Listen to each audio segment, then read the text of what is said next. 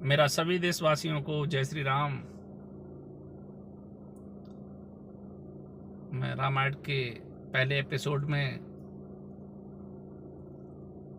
आज बात करूंगा। रामायण के रचयिता महर्षि वाल्मीकि, जिन्होंने सबसे पहले संस्कृति भाषा में रामायण को लिखा है, क्योंकि इसमें वैदिक संस्कृति के अलावा लौकिक संस्कृति में महाकाव्य की शुरुआत की थी। रामायण राम के जीवन के जरिए लोगों को सत्य और कर्तव्य के मार्ग पर चलने के लिए प्रेरित करती है।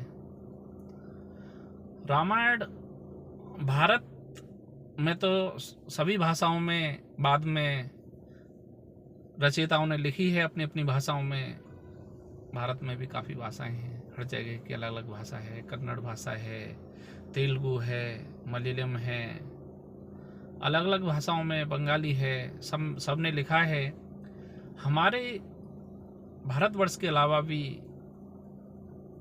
विश्व में जर्मनी, फ्रांस, रूस, चीन, इंडोनेशिया, ईरान, इराक, काफ़ी जो देश हैं पृथ्वी लोक पर, उन देशों में भी रामायण का मंचन भी होता है और इसे पढ़ाया भी जाता है। भारत ने कभी दूसरे देशों में कब्जा करने के लिए सेनाएं नहीं भेजी। जब भारत पे कोई कब्जा करता है तो उसका जवाब देना तो हर देश का फर्ज होता है। वो भारत ने किया है। जैसे और आए हैं यहाँ पे भारत में, और लोग आए हैं, इन्होंने कब्जा किया है। सत्यमेव जयते, पर सत्य की जीत होती है। जो सत्य होता है वही जीतता है। सत्य परेशान कर सकता है पर पराजित नहीं कर सकता। आज तक कभी भी सत्य की हार नहीं हुई है,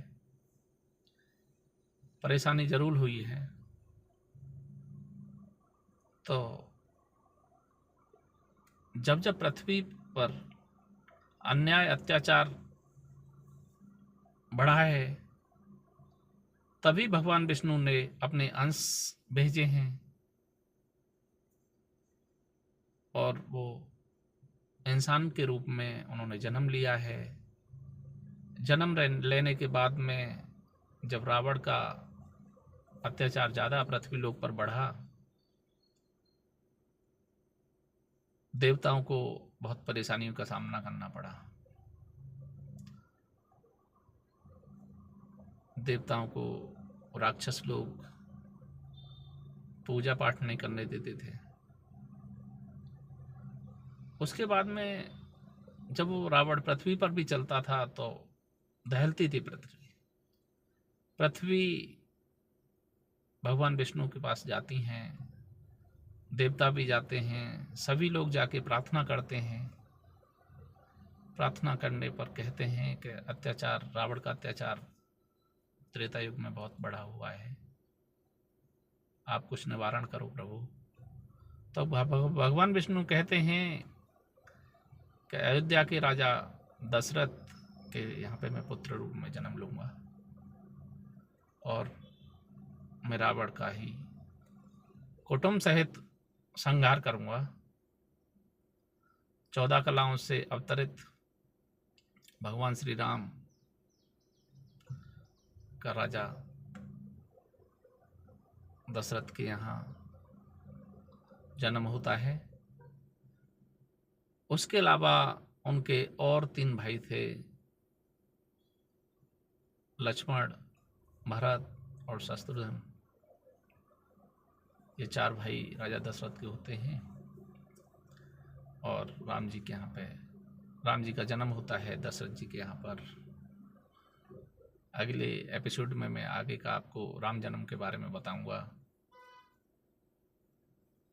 पर मेरा सभी देशवासियों से अनुरोध है कि रामायण को हमारे जो अभी विद्यार्थी हैं उनमें उनको सबको पढ़ाया जाए, और गुरुकुल भी ज़्यादा से ज़्यादा खोले जाएं, जिससे कि हमारी रामायण, भागवत और गीताएं हैं, उनको हमारे बच्चों को संस्कृति मिले और पढ़ाया जाए। कोर्ट में गीता पे रख के कसम तो खिलाई जाती है, पर गीता पढ़ाई नहीं जाती, कहीं भी नहीं पढ़ाई जाती। अगर जब हमने कोई विषय पढ़ा ही नहीं है तो उसके बारे में हमारे को उसका महत्व क्या है, क्या पता चलेगा। तो मेरा करवद्य निवेदन जनता जनार्दन और सरकार से कि रामायण को सभी में पढ़ाया जाए, सभी सब्जेक्टों में, और भगवत गीता जो ग्रंथ हैं, जो वेद हैं हमारे, सबको पढ़ाया जाए और गुरुकुल ज़्यादा से ज़्यादा खोले जाएं। आजकल इंग्लिश मीडियम का समय है तो लोग इंग्लिश मीडियम में बच्चे ज़्यादा पढ़ रहे हैं, गुरुकुलों की कमी है।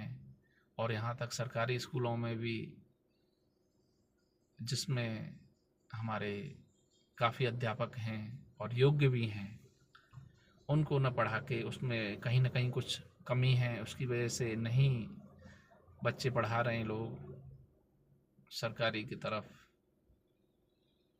मुख मोड़ रहे हैं। जो अध्यापक हैं वो भी अपने बच्चों को सरकारी स्कूल में न पढ़ा के प्राइवेट में पढ़ाना चाह रहे हैं, जबकि प्राइवेट स्कूलों के काफ़ी खर्चे हैं। मैं सभी देशवासियों से अनुरोध करूंगा